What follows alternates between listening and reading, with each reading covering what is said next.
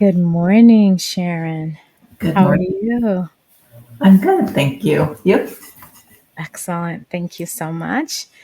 Good morning, audience. Hopefully, you are all out there. And again, I'm joining a minute and a half early, but sometimes the StreamYard, kind of has trouble with the server. So I try to join before time to make sure we can get on for everybody.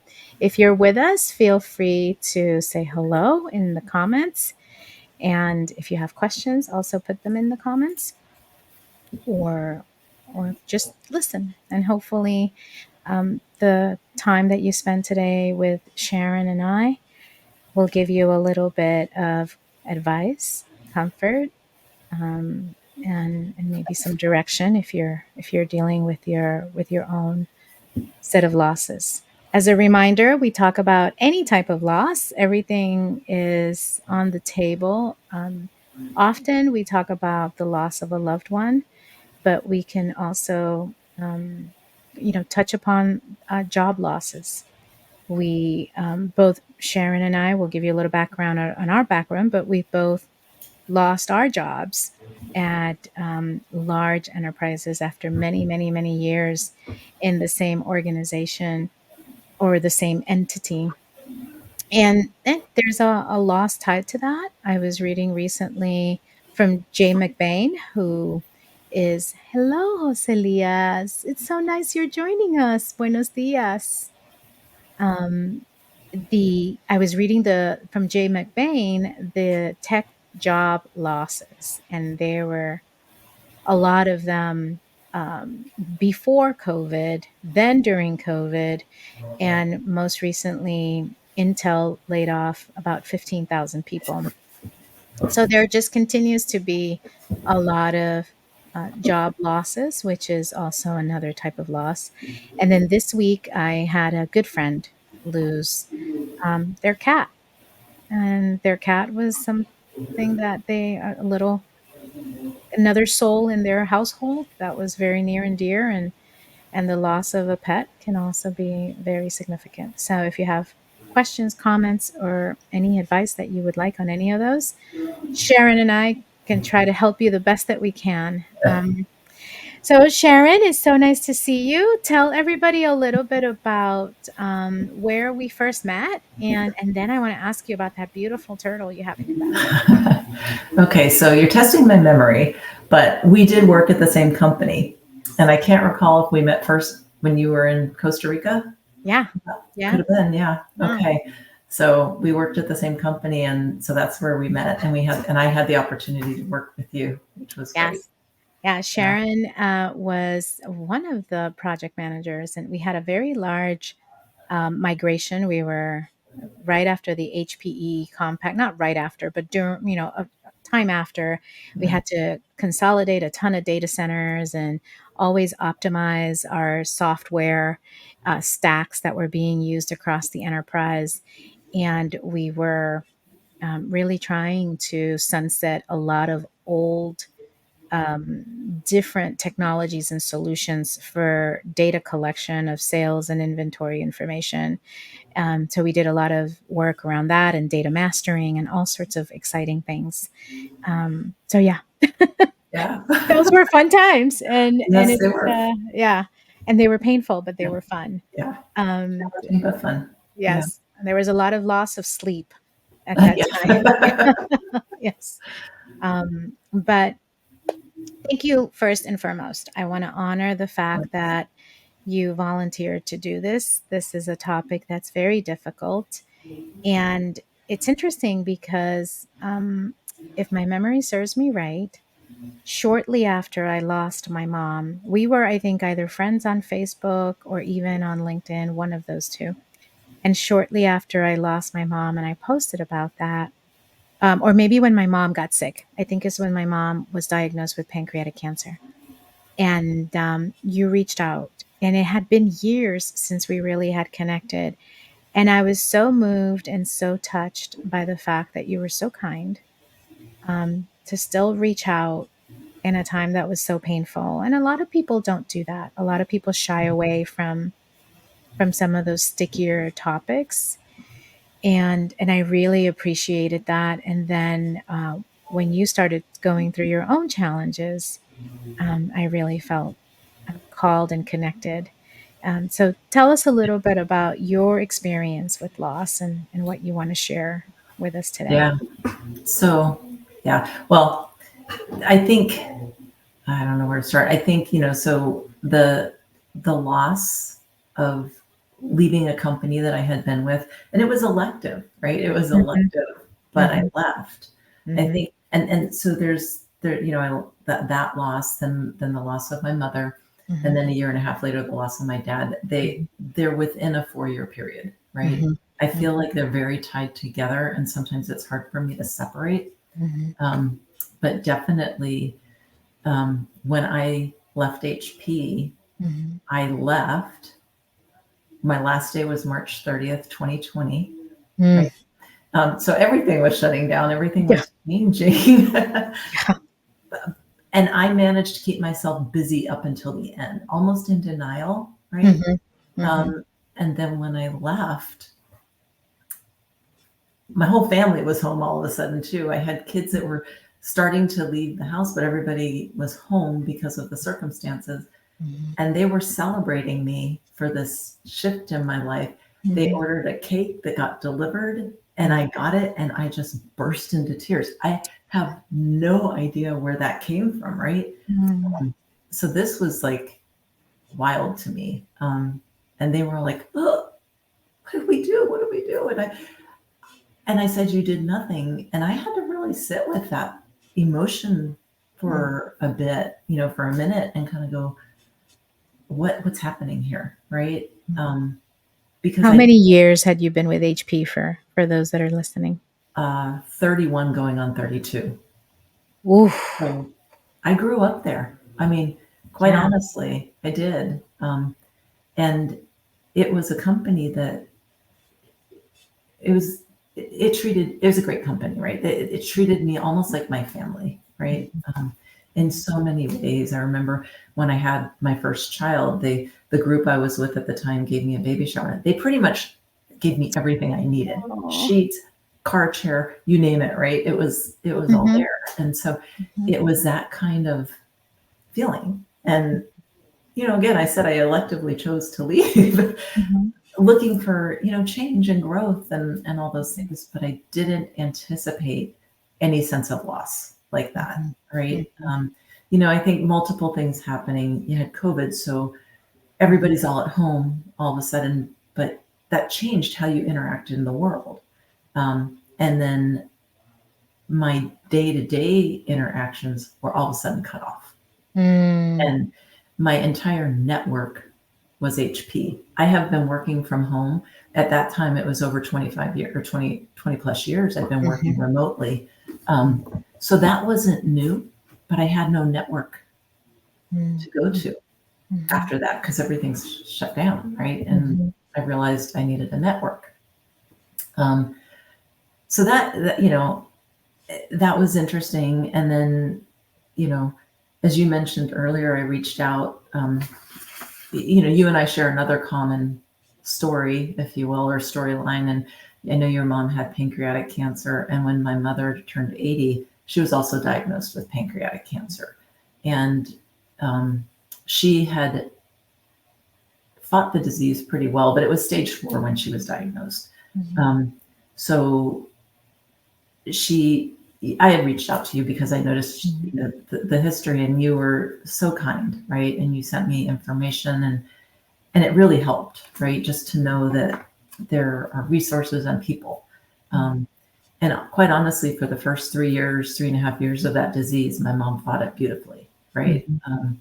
But in January of 2021, so 6 to 9 months after I left, she started to go downhill, right? She started to fail. She was failing chemo. Just things happened where they couldn't continue. And while I was trying to start up this new chapter and Mhm. you know do some independent consulting, I my mom was sick, right? Mhm. My dad didn't know how to do what he needed, help her, right? So I ended up stepping away from my business, and I moved in with them more or less, right? Mhm. Because they didn't live far from me. Oddly enough, my whole family ended up in Texas. I'm in Austin. My parents were in Lakeway, um, and I got to be with her and my dad, right? And from January through June, she passed away in June of 2021. Mhm. So her loss was something that was really, um, it was challenging because I was with her every step of the way, um, through what I would say was the hardest part of her disease, right? Um, and in some ways, that really prepares you for her passing, right? I mean, and you almost wish for it at the end because Mhm. you don't want them to be in pain that you see them in. And it, it's just, it was so interesting. So I will say part of, I haven't lived, like, I got to see so much. I learned about who my parents were as a Mhm. couple. Mhm. I saw both of my parents, my dad through my mom's illness, at their most vulnerable, right? Mhm. My mom, when she's scared, and asking for help, trusting me to help her. Mhm. When we eventually brought her home, she had one last visit to the hospital in April of that year, and we brought her home on hospice. Mhm.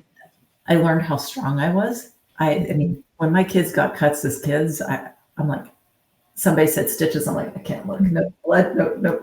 My Mhm. mom had a wound. I had to change the wound back and help fix, take care of her. So I can do hard things. I Mhm. just didn't know how hard, right? Mhm. But not even that. It was taking care of someone you love, right? Yeah. So there's a lot in that process that I think prepared me a Mhm. little bit, or I don't know. It's been so, like, after she passed, then it was business as usual, and I feel like I do this. I make myself busy, right? But Mhm. um, it, for both my parents, what af, well, my mom died during COVID, right? So it was a few months before we could actually do the services. So while I didn't do the eulogy, I wrote the obituary Mhm. for my mom, and then when my dad passed, for him as well. Mhm. And that was something that for me was incredibly therapeutic. Mhm. Right? I wrote it, my siblings reviewed it, Mhm. kind of thing, Mhm. and added their 2 cents and feedback. But for me, it was such an opportunity to reflect on their lives too, right?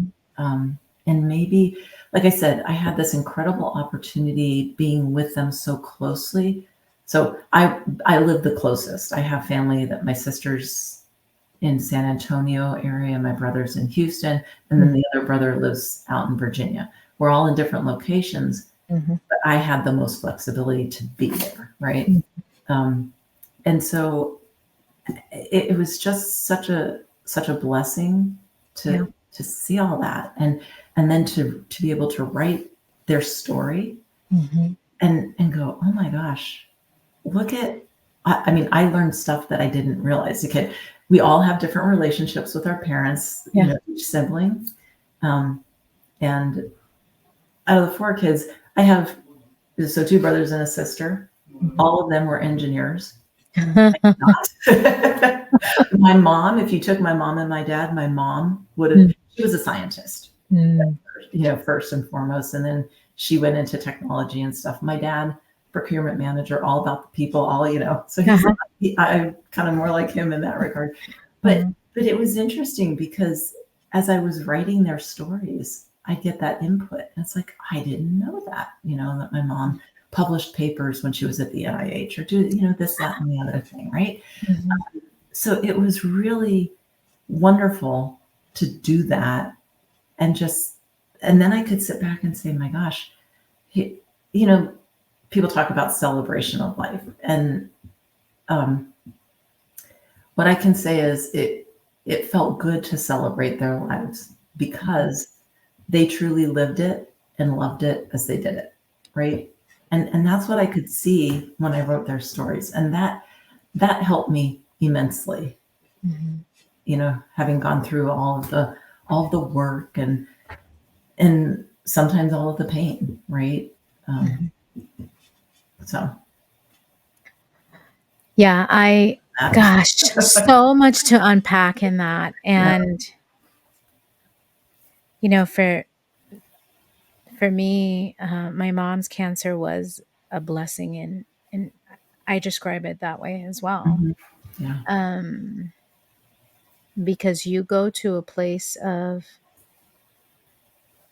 you're so present and so aware Yeah. that every moment could be the last moment, and it makes you appreciate it so much. At least for me, at least in my experience, and what I hear in your voice and your experiences, you appreciate it from a different, from just such a completely different way.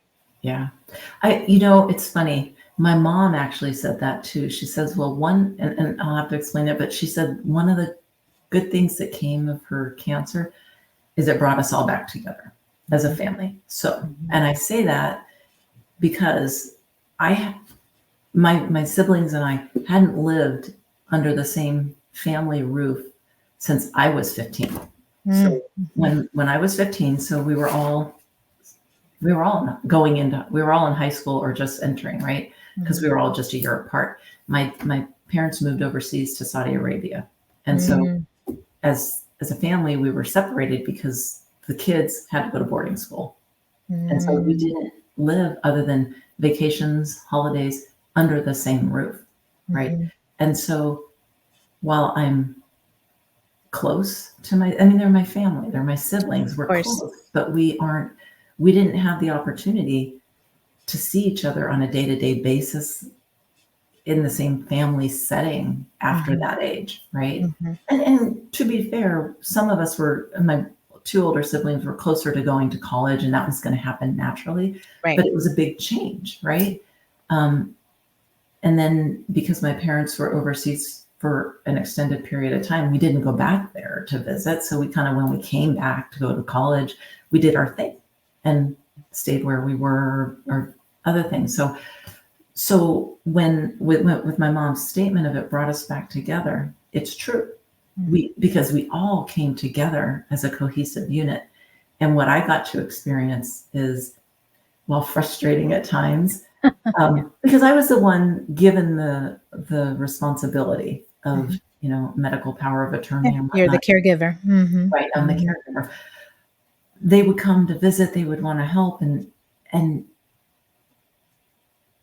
I got to see the different gifts that each of us brought, because we are, as Mhm. everybody's different, right? Yeah. We are so different, um, but everybody was able to contribute in their way, and it was just like I could appreciate every aspect of it, right? And that was something I hadn't. It was a lens I hadn't looked at my siblings before, right? Mm. And it really made a difference in my relationship with them too. I don't call them every day still. I mean, we all have lives and stuff, Yeah. um, but when I do talk to them, I talk to them, right? Mhm. It's just not like rushing through the usual. Right. And I really had that opportunity to appreciate that through that lens, right? Which I Mhm. don't think I would have Without the without that. disease. Yeah, yeah, Yeah, yeah. yeah, Yeah, that's one of the, I guess, again, the blessings of going through something so profoundly life altering, yeah. and seeing someone that raised you, took care of you, um, your mentors, your guides, your examples of what to do and what not to do, Mhm. and seeing them in this very vulnerable state, where you basically are making decisions on their behalf, on their for their best interest. But at the same time, this person that you love profoundly is diminishing before your eyes, and they lose the ability to do basic things. They can't shower on their own or go to the bathroom on their own, and um, yeah, it's a transformative relationship experience Yeah, that's impossible to describe to someone that hasn't been through it. yeah, You know. yeah, it is. And it's The other thing I found interesting, and I say interesting, but it was because when I remember going through it and thinking, huh, but grief is shared in a way, or it's your own grief. But I remember when my mom passed and I had to call her friends, right? Mhm. And I found myself consoling them, Mhm. right? Yeah. You become you you're grieving, but you have to make sure they feel loved and comforted as Mhm. well. Yeah. Um, and I just remember going, but it Uh-huh. really was. I was on the phone thinking, this is so interesting.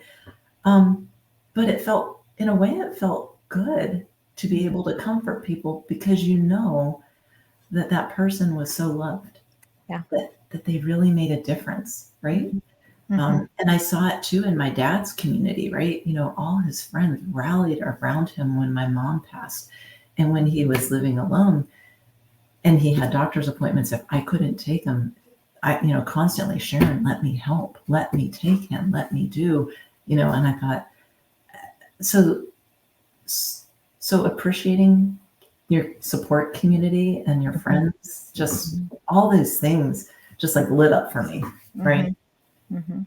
So, Yeah, and I don't know about your experience with hospice and the hospice nurses, but for me, they were such a godsend. mm, Um, and I, we did. Mom wasn't. We brought her home, and she passed within 7 days. So it wasn't a very long hospice process. Yours sounds like it was a little longer. it was a little longer. Yeah. Yeah, yeah, yeah. So that might be a different. But because it was so short, we actually had kind of the same three nurses, basically, Mhm. or four, and that was helpful not Yeah. to have these complete strangers constantly rotating in and out. So I will say this. I jokingly say this. First, the hospice nurses and the teams were amazing. My mom's situation, because she had a wound vac, was a little bit unique. They Mhm. don't typically treat that, Mhm. but her incision was so large it really needed to be. So it took us a time or two to find the right hospice agency that could manage Do it. it. Mhm. And when we did, they were great. But I jokingly tell my sister we failed hospice. And why is that? Because my sister happens to be a doctor. And it's a unique balance. I get it. In her mindset, it's about curing. It's about Right. helping get Healing. Yeah. healing. And she and my mom had a very close relationship. And again, like I said, I got to see so different sides of my siblings. And this was really another aha for me, Mhm. watching their relationship. I never see my sister cry. And she sat at my mom's bedside and just tears rolling. Mm. And it took a lot for her to let go. Yeah. And it took another doctor telling her, my Mhm. mom's oncologist, to say, look at the data, look at this. Then I got a call from my sister saying, okay, we're done. Yeah. So I jokingly and lovingly say sometimes we failed hospice, but I agree 100% that the nurses that we had coming to help take care of her Mhm. and help support me through the Yeah. process. I think that was another thing that was just amazing, is their Mhm. support of the family. And during the time, not that many. Well, I can't say that. My family always, they surprised me. My kids in particular surprised me like I can't even tell you. Mm. Um, but the first question from the hospice people, especially during the intake and when they would come for visits, how are you doing? Right? Mhm. You know, Mhm. Mhm. sincerely, right? And it's funny how it just like humbled me, right? And like I said, my kids, my two girls, the question that they would ask that would just bring me to tears is there anything I can do for you? Right? How can I help you? And I was like, I would almost come apart because Mhm. I, you know, here's this person you're taking care of, and you don't take time to really think about what do you need, right? Mhm. Sometimes. Yeah. So. but for a lot of the time, and I think as caregivers, we don't do it intentionally. No, It's just no. that we're on this automatic mode that our focus is our patient, Yes, and it's right? almost adrenaline, right? It Mhm, keeps you going, and mhm. you don't think about it. It's almost like you can't. I mean, for me, it was like I can't think about that. Like, put it Right, away, put it in right. some box somewhere, Mhm. because if I do stop to think about it, I don't know that I'm going to be able to turn that spigot off. Like, I was afraid I wouldn't stop crying or I couldn't get out of bed. I Right, it would Yeah. overwhelm. Yes, it would be very overwhelming. Yeah. Yep. Yeah. Um, gosh, it, there was something you said when you were talking about your sister and the acceptance. And I remember that moment where it's no longer about caring, it's about making her comfortable Yeah, and making sure that her transition is as peaceful and pain-free as you can yeah. possibly make it. And and to come to that place and not feel that, for me, there was a lot of guilt around. I didn't want her to feel like I was giving up on her, Mm, right? And yeah, so yeah, and I know it's different for everyone, but that's kind of when I go back, because I'm almost like going back with you as we're going through this. yeah. It's like, yeah, and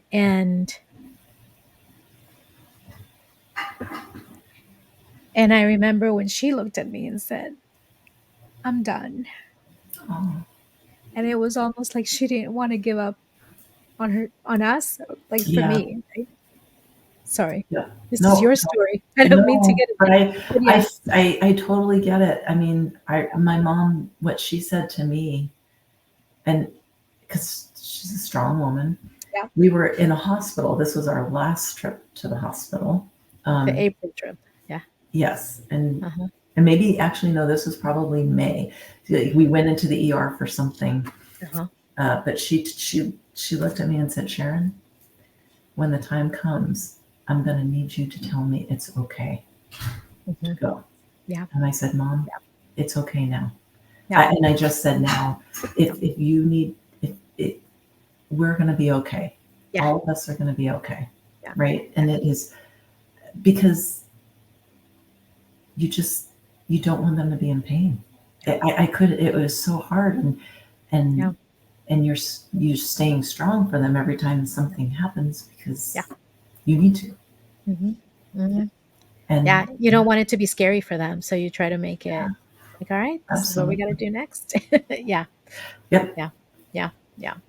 Yeah. Sorry about that. It's like it No, sneaks up on me even after all this it's time. such a Yeah. it's so relatable, and our Yeah. stories are very Yeah. similar, Yeah. or on a the similar path. Well, and I think of all the caregivers out there that, um, again, as a caregiver, right, you kind of have to kind of take those feelings and push them down for a little Mhm. bit or put them in a Yeah, box and not deal with it, because you've got so much that you want to make sure you're doing for them to make it okay for them, make it yeah, comfortable, make it bearable, make it, certainly you don't, if there is something that can be done, you want to keep doing it. And I can totally relate to your story about your sister, because I remember I constantly would look at the data. I had a spreadsheet that kept track of all the blood work, her temperature. You laugh because I'm sure you had a spreadsheet too. yes, Yes. yeah. We were Yeah. looking at all the things. Yes, exactly. We look at all the data, and I remember she had one really bad side effect from a chemo treatment. It was horrible, and that was the okay. All the data, none of this is working anymore. Yeah, And the yeah, data tells us it's cruel and unusual punishment if we keep doing this, right? This is yeah, not, she yeah, does not deserve this. So but it's, as I reflect on our conversation thus far, one of the things too is all the surprises, all the things you learn, whether it was when you were voluntarily leaving your job after 31 yeah. years or taking care of your mom. And it's like you're right, you're preparing, but at the same time, when they pass, you're devastated, but you're Mhm. happy at the same time, Yeah, because you're happy for them. Not happy yeah, because, but you're happy for them, and yeah. because they're no longer suffering, and you're happy for yourself, honestly. too, I Yeah. think. At least I was. I was like, "Phew," Yeah, you yeah. know? It's a Yeah. relief, right? Because, Mhm. and again, it's, to some extent, sure, it's a relief. I don't have that anymore, right? Yeah, Um, but you also know that they're not suffering. right. Um, even in my dad's case, it was a little different, but I remember walking in, and because his memory was, Mm, he would be like, "Please let me remember this day. Please let me remember this day." And I mhm, thought, "God, that's a horrible thing to mhm. feel." Yeah, Um, yeah, and and so it is. It's just, it's a relief. It's there's no suffering. yeah, Um, there's a freedom to it. Really, there is a yeah. freedom to it, and it's not a freedom you should feel guilty over at all. I think that's the thing that I had the hardest time finding peace with, right? Yeah, Letting go of the kind of the guilt, and that was tough. Yeah. yeah. Because a little bit, it's like, now what do I do as Uh-huh. well? Yeah, yeah, yeah. Yeah, Which, by the way, it also parallels to the loss of the job because you're kind of right. in this place where for What do I do? 31 years you had, in my case, it was 28. Yeah, I had a routine down and I yeah, knew, and there was all these systems and an infrastructure that supported. So I used to tell, I'm like, all I had to do was show up. yeah, Show up and do the work, right? yeah, Be the best at what I did. Whereas now as entrepreneurs, I hope, I think, as we were chatting before, yeah, we're kind of like, you kind of have to do everything, a little bit of everything. Although I've got, a great accountant and a couple of different things, but it becomes a little bit like yeah, that.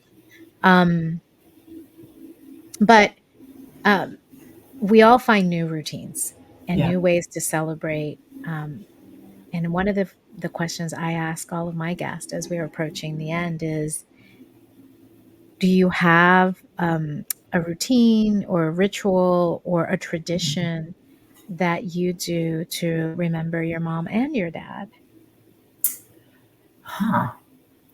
So that's a good question. Um, I wish I had a picture. So not as so I do have something. When my mom, so my parents lived overseas, like I told you, but they lived a while in Hong Kong as well. And my mom loved. If you were to walk into their home, they had a lot of Asian furniture, Uh-huh. pictures, all kinds of stuff. My mom celebrated Chinese New Year's every year. So Oh, when she passed, my dad was like, "What can we put on her grave?" And I was thinking about it, and I was like, "Oh, one of the stores sells the little statues of the different zodiacs, the Chinese ah, zodiac." yeah, yeah, yeah. My mom was year of the ox, Ooh, and uh-huh. so I said, "Oh, they have garden statues. They're about this, literally about this big." And so I said, "Dad, we can get that." And he's like, "Oh," made him giddy as all get out, right? He was so thrilled. And he's like, "What am I?" And we looked him up. He was You're the Dog, which is totally perfect for my dad. Uh-huh. So I said, "Dad, when it's your time, we'll get one for you." Right. Uh-huh. So, so I have one, right? And I have one for each. And the church actually came out later and they said, "We're not putting any of these." It's a small area and they don't want people with small tombstone things. So we just took them. But I Mhm. have, in my hallway next to my salt lamp, I have my mother and my father's little Nice. statues. And I Oh, see them and it makes me happy. And then uh-huh. there are things. My mom was big with these Annalie dolls, to decorate. They're little like mice, really. Okay. They're little, yeah, they're she loved them. She had some for every season. Oh, So wow. everyone in my family took some, right? Uh-huh. And Hmm. we set them out. I took probably the fewest. Uh-huh. But I have I call them, when my mom's name was Irma, my dad's name was George, but his middle name was Bernard or Bernard. So I have Guardian, who's the ox, and then Saint Bernard, who's the dog. And Oh, I have them in my house, and I look at them and I think of them often, I right? love So that. that's my way of remembering them. Yes, I love Yeah, that. I think that's so important for people that have been through any kind of loss, right? yeah, Is whatever comforts you, whatever brings you that sense of closeness to, and brings, and it's different for different people. And I love that. I love the Saint Bernard and the Protector. I Well, love it. I know. What's your Chinese zodiac? Oh, what is it? I don't remember. Okay, It so could be you a have to look horse. it It up. could be the Okay, horse, but I'm okay. not sure. You have to look it up so your girls have it. That's right. Oh my gosh, I Yeah. love that. So, Any any last piece of advice that you want to leave with our audience on really how to navigate or honor their losses? yeah. I don't know if it's a. So for me, I think that when I did the transition from HP, Mhm. give yourself grace, right? I Oh, mean, mhm, if you're like me, you're going to keep busy up to the end and not even acknowledge that it's happening. And I think that's what took me by surprise. But allow yourself that time, when that comes up, mhm, and even with the loss of my parents, right? I think what I found, like I said, writing their obituaries and really looking at their lives through the lens of how they lived it and mhm, how they loved it. mhm, Um, gosh, it's so comforting, and I I sit there and say I can do nothing but celebrate them. I mhm. cannot do anything but. And sure, I miss them, but then I reflect on all the wonderful things that they've experienced and lived in their lives, and it just brings me joy. So Mm. so remember the love and the joy that they've had. So, Well, here's to Irma and George. thank you. And thank you for sharing them with us. Thank you for sharing your journey at HPE. Yeah. I'm still curious about the turtle for our audience. Ah, Before we go? okay. So my middle daughter actually loves turtles. We say it's her spirit animal. But I was probably after I left, I had some time. I Mhm. was looking for some backgrounds, right? And this one, and I don't even know where I found it, but this one came up and it's just a picture, right? And so I downloaded it and I use it as my wallpaper background to just from privacy and stuff. But I love it, right? It reminds me um, of her a little Mhm. bit, and everybody asks about it. It's such a great photo. Um, I love it. Yeah, it's a great speaking piece. yes. And in Florida, we have lots of turtle nest and a lot of protection around the turtles. Yeah, that's beautiful, beautiful, beautiful. Thank you so very much for sharing with Thank you for the us. opportunity. This is nice. I appreciate. No, thank you. It's and hopefully it gave the audience Yeah. um, some advice and some hope. Right, that there is. You said something earlier, right, and it's and my husband says this all the time, so I'll paraphrase it. He says you can't have a rainbow without a little rain. This is Um, true. and so yes, we miss our loved ones, and it's difficult times, but there's so much joy that we can get from it too, and we get to see them from a different perspective, and we learn a lot about ourselves. We do. Yeah, So and you're not yeah, alone, right? That's the other yeah, thing. Look at, you know, the connections yeah, through us, yeah, and like I said, the people that were there to support my father and yeah. subsequently me. Mhm. Amazing, right? Yes. Joselia says, "Thank you, Sharon, for bravely sharing such deeply personal parts of your life journey. Kudos, Renee, for creating this meaningful space. We need more vulnerability in the professional world." Thank you, Jose. I Thank really appreciate. On those wonderful words, thank you so much. Have a wonderful weekend. And it was so nice to hear about Irma and St. Bernard or George, you. one and the same. Yep. Um, so thank you so much. And I'll see you around. Thank you. Yep. Take care. Thank you. Bye. Bye.